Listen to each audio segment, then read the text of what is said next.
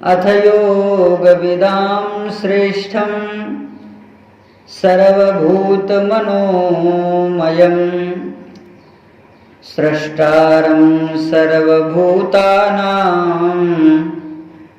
ब्राह्मणं सर्वतोमुखम् तस्मिन् हिरण्मये पद्मे बहुयोजन विस्तृतम्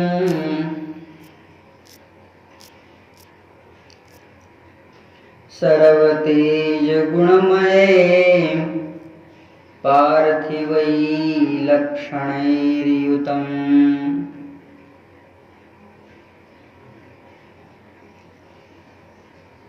अखिल ब्रह्मांड नियंता परम अकारण करुणा वर्णालय भक्तवांछा कल्पतरु भक्तवत्सल शरणागत वत्सल श्रीमद् दशरथ नंदन कौशल राज किशोर श्री जानकी जीवन धन दिव्यानंद कल्याण गुणगण निलय भगवान श्री राघवेंद्र सरकार की महती अनुकंपा कृपा से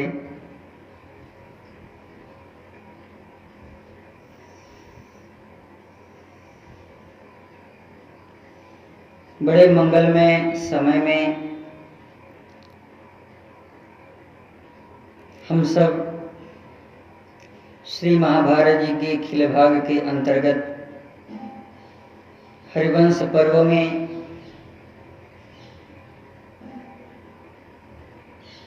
विष्णु पर्व के समक्ष भविष्य पर्व में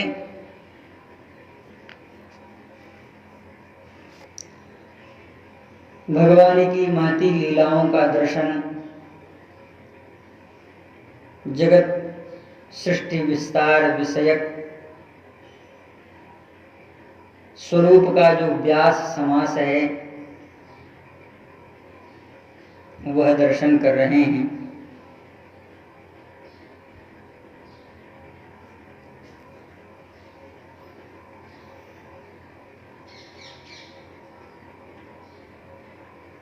भगवान के चरणों में प्रीति प्रदान करने वाली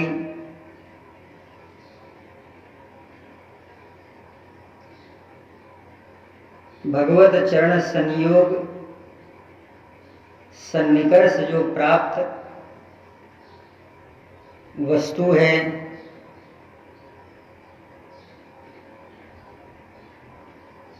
वह अपने आप में अद्भुत और अलौकिक है।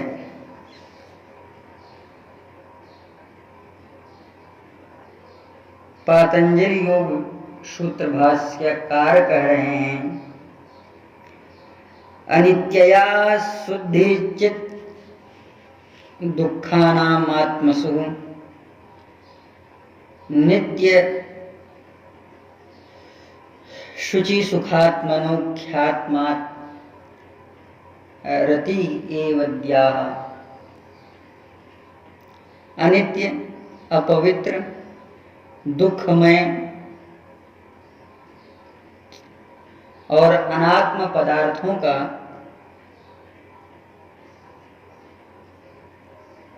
जो स्वरूप है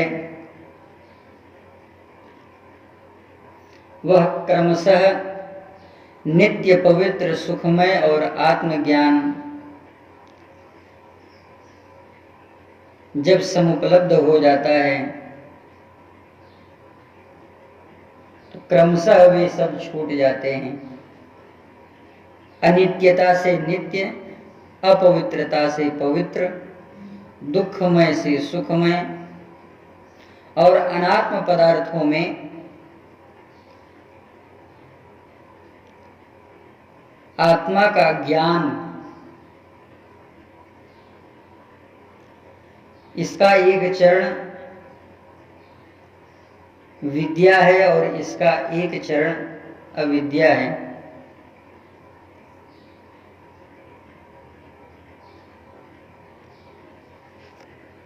संसार में भगवान की अहेतुकी कृपा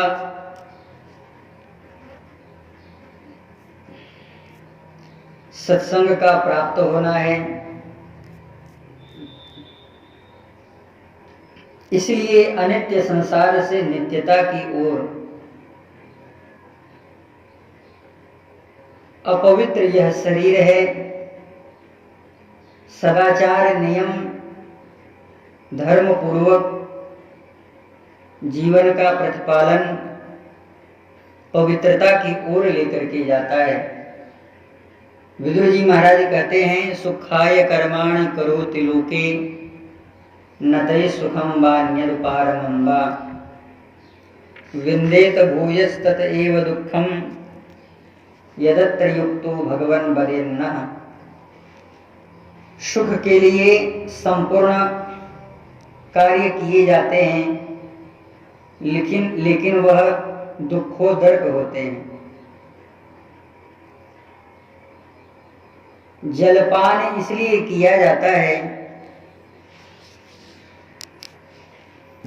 कि उस जलपान से प्यास बुझे, लेकिन वही जल अनेक प्रकार के रोगों को उत्पन्न करता है। भोजन इसलिए किया जाता है जीवन निर्वाह हो सके, लेकिन यह नहीं होता, अपितु दूसरा ही विपर्यय होने लगता है। भोजन करने से भोजन की जो अभिलाषा है वह नित्योनित्य अभिवर्धित होने लगती है।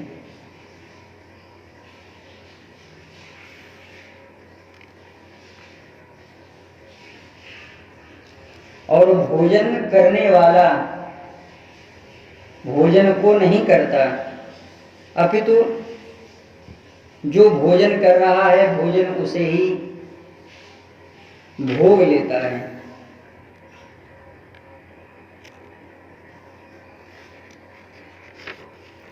यह संभव है कि वह अपनी तृष्णा के लिए उसका चर्वण करके उदर पूर्ति के लिए वह कार्य करे, लेकिन वह उसे नहीं प्राप्त होता, अपितु उससे वह बंधता जाता है और उसके अधीनस्थ होता जाता है।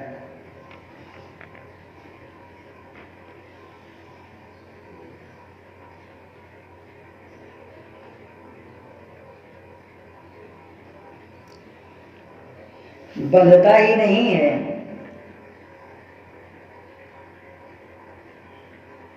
उसका जो व्यवसाय है उसका वह विस्तार करने लगता है,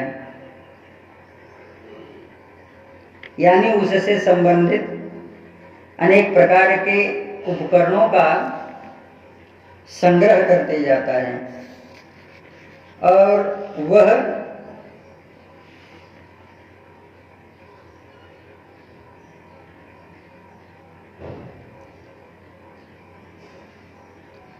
उसके बंधनों से अत्यंत ही निबद्ध हो जाता है। भगवान व्यास कह रहे हैं, यत् प्रातः संस्कृतं चान्नं सायं तच्च विनश्यति। जिस अन्न को संस्कार करके शुद्ध परिशुद्ध करके बनाया गया, सूर्यास्त होते होते वह ही अन्न दूषित हो जाता है, उसमें अनेक प्रकार के विकार उत्पन्न होने लगते हैं, गंध आने लगती है। यत् प्रातः संस्कृतं चान्नं सायं तच्च विनश्यति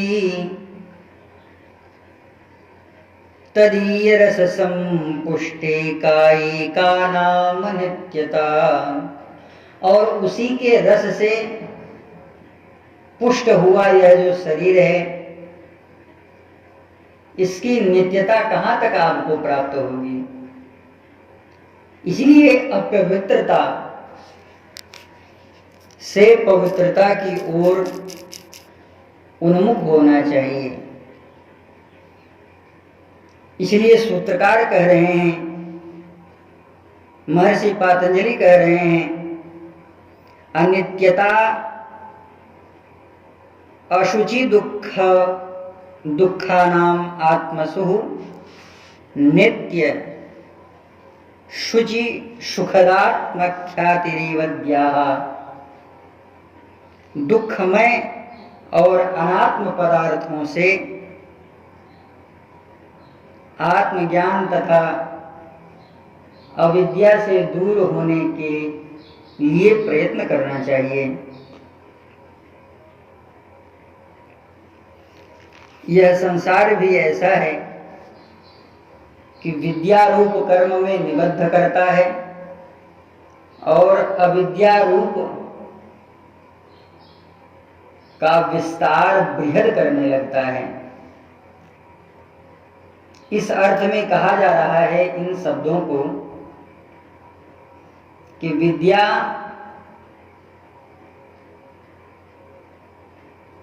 विद्यामृतमश्नुते, विद्या के स्वरूप को प्राप्त होने के बाद में वह अमृतत्व को प्राप्त हो जाता है। अमृतत्व की तो बात छोड़ो, जितना ही वह विद्या को प्राप्त करता है उतना उसके किए गए व्यवहार से दुखित होता है। कि किसी भी स्नेह के बंधन को बहुत बारीकी से विचार करने पर यह ही समूलतः रूप प्राप्त होता है कि वह अनात्मता से जुड़ा हुआ है। यह तो भगवान की लीला है कि परमात्मा ने इस मलमूत्र के भांड में इतना सुंदर पालिश कर दिया है कि कोई कितना भी कुरूप क्यों न दिखता हो। पूज्य गुरुदेव भगवान कहते हैं कि कुतिया भी अपनी जवानी में खूबसूरत हो जाया करती है।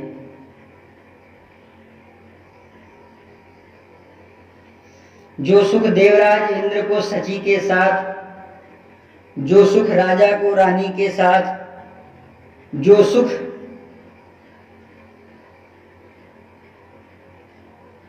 एक अपवित्रता की असीम सीमा के निर्व्यसन के साथ, वही सुख एक मनुष्य को मल त्याग करने के बाद प्राप्त होता है।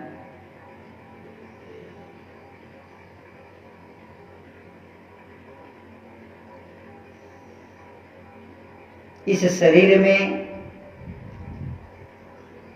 दो प्रकार के तत्वों का वर्णन आचार्यों ने किया है। एक तो सन्मार्ग से प्रेरित होकर भगवत सन्मुख होना, और दूसरा अनात्म वस्तुओं का संग्रहण करने के बाद अनेक प्रकार के दुख व्यापार से अपने आप को उलझाए रखना।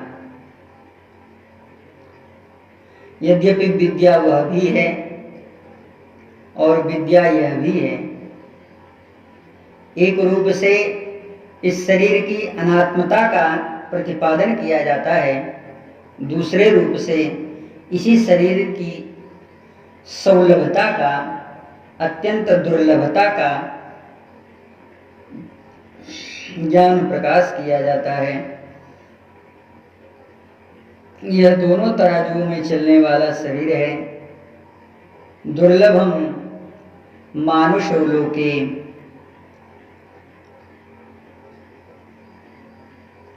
यह जो शरीर है अत्यंत दुर्लभ है, और दुर्लभता के साथ साथ क्षणभंगुरता इसमें है। क्षणभंगुर जीवन की कलिका कल प्रात को जान झिली न झिली, कलिकाल कुठार लिए फिरता, तन नम्र की ओट झिली न झिली। भजले हरिनाम अरि रसना, कल प्रात को जान चली न चली। अथ योग विदाम श्रेष्ठ सर्वभूत मनोमयम। इसलिए महर्षि वैशंपायन कह रहे हैं कि हे राजन, यह जो परमात्मा का आपव स्वरूप है, इसे कोई नहीं जान सकता। यद्यपि जानने की इच्छा अभिलाषा प्रत्येक जीव प्राणी मात्र जो स्थावर जंगम है वह सब करता रहता है। अपनी अपनी पद्धति से वे भगवान की उपासना करते हैं। जीव अपने कलरव से, कल्लोल से, कलह से, क्रोध से परमात्मा के विभिन्न स्वरूपों को उद्भासित करता है, लेकिन जो विज्ञानमय पुरुष है वह ही उसे समझ पाता है। अथ योग विदाम श्रेष्ठम सर्वभूत मनोमयम, क्योंकि वह सर्वभूत है। सर्वभूत कहने का मतलब एक भूत तो वह अपने आप में है और दूसरा वह समस्त संसार में व्याप्त है। यस्य भाषा सर्वमिदं विभाति, भगवती श्रुति कहती हैं कि जिसकी जो प्रकाश प्रलुब्धता है वह प्रत्येक संसार के कण कण में प्राप्त होता है। यस्मिन् ज्ञाते सर्वमिदं विज्ञातम भवति, भगवती श्रुति का यह दूसरा वचन है। इस वचन के अनुसार भगवती कह रही हैं कि जिसको जानने के बाद में कोई वस्तु जानना शेष नहीं रह जाता है। गोस्वामी जी महाराज कहते हैं कि जेहि जाने जग जाई हेराई, तो क्या संसार नष्ट हो जाता है? जीवन में कभी नहीं हो सकता। लेकिन जागे जथा सपन भ्रम जाई, इन वेद मंत्रों का कितना अध्ययन बाबा जी ने किया होगा, क्या यह कोई कल्पना कर सकता है? झूठ हूँ सत्य जाहि बिनु जाने, जो झूठ है वास्तव में वह झूठा है या नहीं, इसे किस तरह से जाना जाए? तो कहा सबसे पहले आत्मानुशोधन करो, अपने आप पता लग जाएगा इस शरीर में सत्य क्या है। कोई भी वस्तु ऐसी शरीर में नहीं है कि जो सत्यता का निर्माण कर रही हो। चाहे कालक्रम प्रभाव से अवस्था हो, ज्ञान हो, वाणी हो, संस्कार हो, और अंत में जब अंतिम संस्कार किया जाता है वह भी यह सत्यता को नहीं ज्ञापित करता। हाँ, इस सत्यता को जरूर ज्ञापित करता है कि अचलम ध्रुवम मन्यते तत्, जो यहाँ आया है वह यहाँ से अवश्य जाएगा,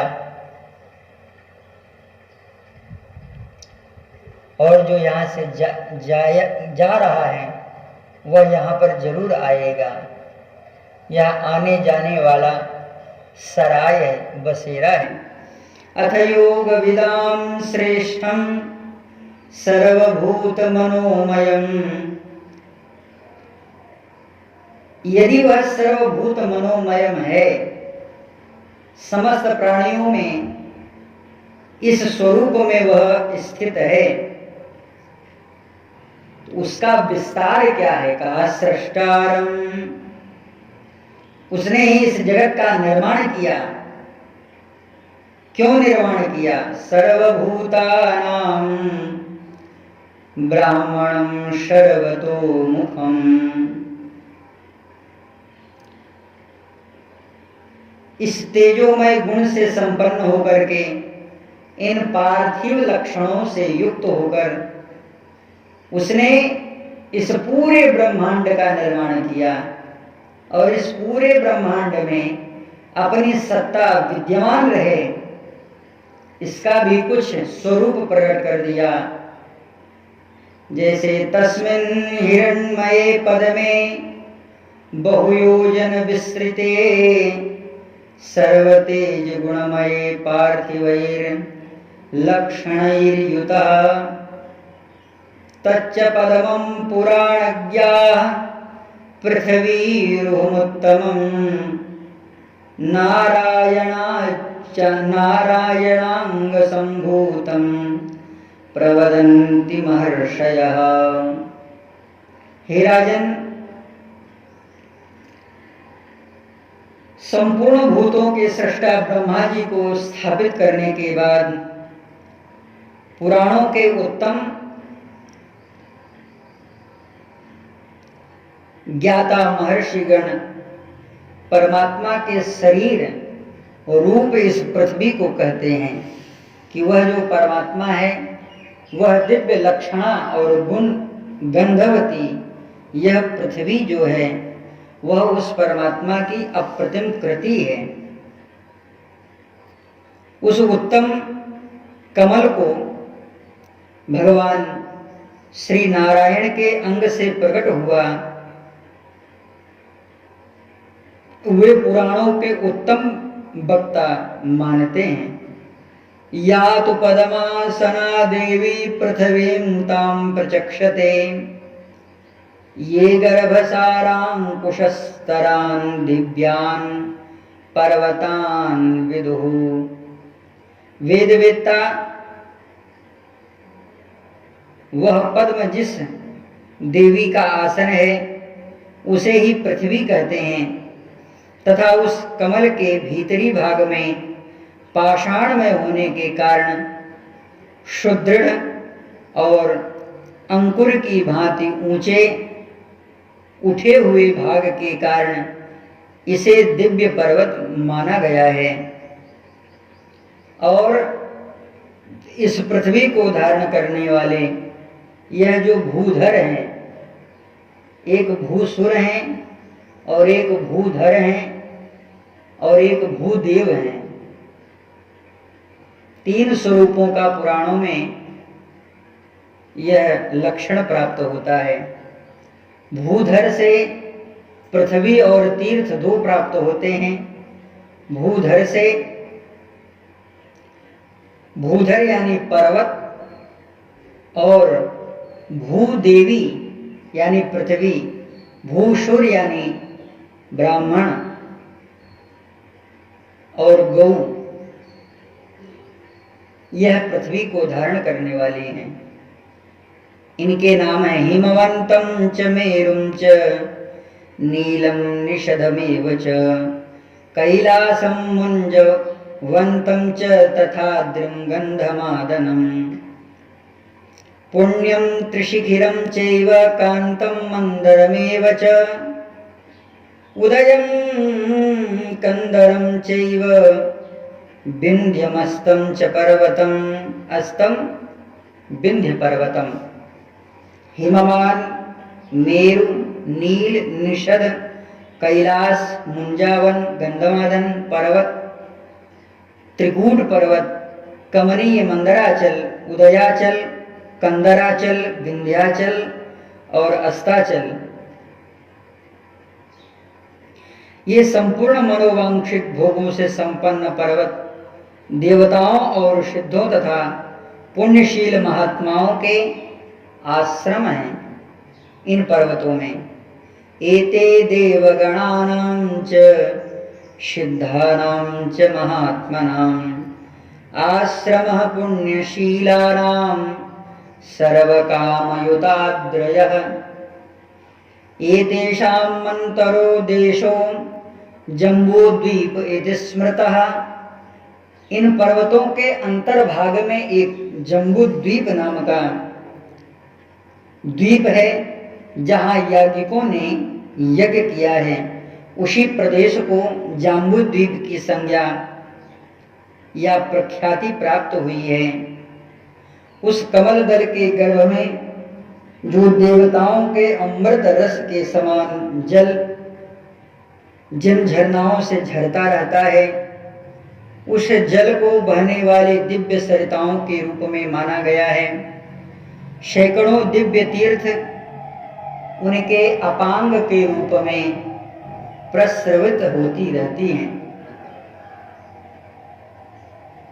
इन गिरगुहर कंदराओं में से शैल सरिताओं का जो स्वरूप है वह संपूर्ण पृथ्वी को आवृत किया हुआ है। यद्यपि यह जो जल का भूभाग है वह समस्त दिशाओं में प्राप्त होता है, लेकिन जब इन प्रकृति के साथ बर्बरता की जाती है तो यही हलचल या विक्षोभ उत्पन्न करते हैं। भूकंप आदि प्रकृति में संतुलन न रहना और अनेक प्रकार के उत्पातों की सूचना प्रदान करते हैं।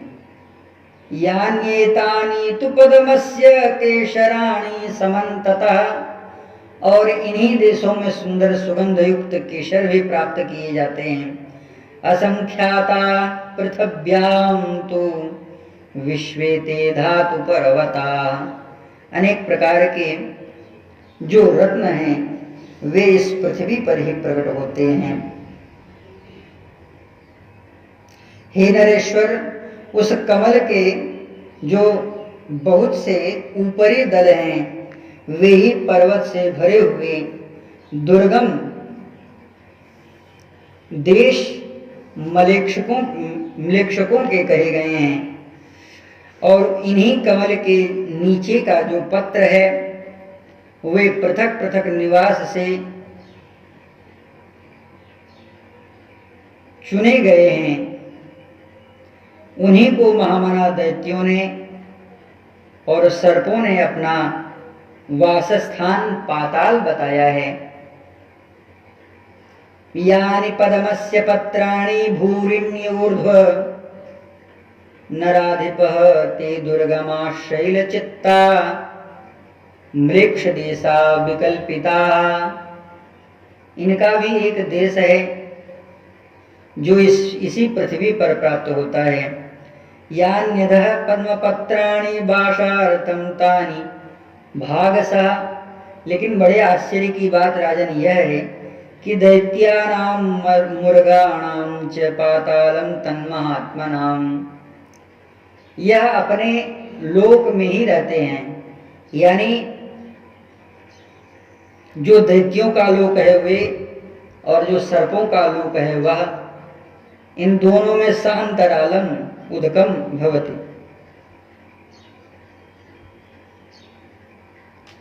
और पद्म पत्रों के नीचे जो उदक नाम का स्थान है उसमें महापातक युक्त कर्म करने वाले मनुष्य डूबते हैं, जिसे मृत्यु लोक कहा गया है। यहाँ पर एक बात समझने की बात है, हम लोग इस शब्द का जो प्रयोग करते हैं यह अनुचित है। मृत्युलोक यह नहीं है, इसे मर्त्यलोक कहा गया है मनुष्यों के द्वारा, और जो मृत्युलोक है वह भगवान यमराज का लोक है जिसे नरक कहा गया है। तेषां मधोगतं यत्तदुक्तेक अभिसंयतं महापातक कर्माणो मञ्जन्ते यत्र मानवा। पद्मस्यान्ते कुशं यत्तेन एकार्णव जलं महत् प्रोक्तास्ते दिक्षु संघाताश्चत्वारो जलसागरा। हे राजन, उस कमल के अंत में चारों ओर कुश का अर्थात जल का एक ही रूप है, एकार्णव जल है, जो अनंत जल राशि है। यह 4 भाग और 4 दिशाओं में संचित है, जो जल के समुद्र कहे गए हैं। यहाँ पर उदगम जो शब्द का प्रयोग किया गया है, उत महाभारत के जो प्रसिद्ध टीकाकार नीलकंठ हैं वे स्वीकार कर रहे हैं। इस व्युत्पत्ति के साथ उत उत्कृष्टम अकम दुखम यत्र तत्र उदकम, जहां उत्कृष्ट अर्थात महान अक दुख और वह स्थान ही उदक कहा जाता है, जहां जाने के बाद केवल दुख ही दुख प्राप्त होते हैं। इसी स्वरूप को गोस्वामी जी महाराज ने दोनों को समान रूप में कहा है। देखो, जब शरीर प्राप्त होता है यातना भोगने के लिए, तो वह यातना के बाद का जो शरीर होता है बड़ा पवित्र होता है। लेकिन देवताओं के लोक में जाने के लिए जो शरीर प्राप्त होता है उसे भोग शरीर कहा जाता है। और वह जो भोग शरीर है वह दिनों दिन क्षीण होता है, तो उसके क्षीण होने में चिंता व्याप्त होती है। राग द्वेष और चिंता से युक्त देवलोक को कहा गया है इस अर्थ में। और यातना का जो शरीर है वहां पर चिंता नहीं है, क्योंकि वहां पर दिनों दिन जो दुख है, पाप है, उसका समन किया जा रहा है और उसे उस जीव को भोगाया जा रहा है। तो धीरे धीरे वह उस शरीर को प्राप्त करने के लिए अपनी यातना को पूर्ण कर रहा है। इसके बाद वह बड़ा पवित्र होगा।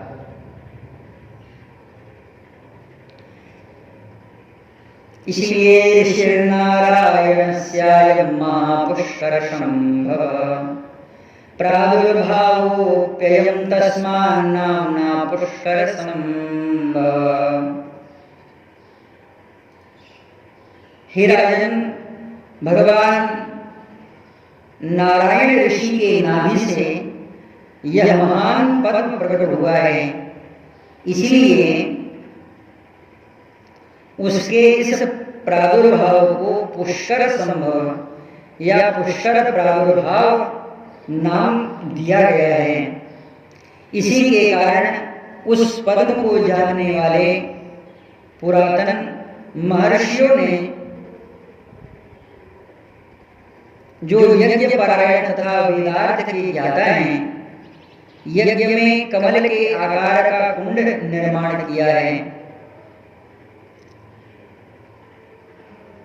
जिससे उन परमात्मा की वे विधिवत अर्चना कर सकें और यज्ञ के द्वारा ही उस परमात्मा का यजन पूर्ण रूप हो सकता है या किया जाता है या करने की चेष्टा भी होनी चाहिए। ऋषिर्नारायणस्यायं, क्योंकि वह भगवत स्वरूप भगवान के ही द्वारा प्रकट किया हुआ है। स्वयं भगवान यज्ञार्थ हैं, यज्ञ तत्व के वेता हैं और स्वयं भगवान यज्ञ हैं और यज्ञ रूप करता हैं और स्वयं भगवान यज्ञ मंत्र हैं और यज्ञ मंत्र प्रदातार हैं। इसलिए ऋषिर्नारायणस्यायं महापुष्कर संभवम्, यज्ञ वेदी का निर्माण भी पुष्कर के ही स्वरूप में ऋषियों की कल्पना है। और प्रादुर्भावोऽप्ययं तस्मान्नाम्ना पुष्कर संभव एतस्मात् कारणात् तज्जज्ञै पुराणे परमर्षे यज्ञैर्वेदद्रष्टार्थैर्यज्ञैः पद्मचित्कृते एवं भागवता पद्मे विश्वस्य परमो विधि पर्वतानां नदीनां च देशानां च विनिर्मितः। इसी यज्ञ कमल के आधार पर कुंड का निर्माण भी किया जाता है। इस तरह से यह जो अप्रतिम प्रभावशाली सर्वव्यापी प्रभापुंज ऐश्वर्य संपन्न महामना स्वयंभू भगवान श्री हरि नारायण हैं, उस महारणों के भीतर शयन करते हुए स्वयं ही उस जगन्मय पद्मनिधि की उन्होंने अपने संकल्प के अनुसार सृष्टि की है। विभुस्तथैव प्रतिम प्रभाव प्रभाकरो वै भगवान महात्मा स्वयं स्वयं स्वयं स्वयंभू शयने सृजत्तदा जगन्मयं पद्मनिधिं महार्णवे।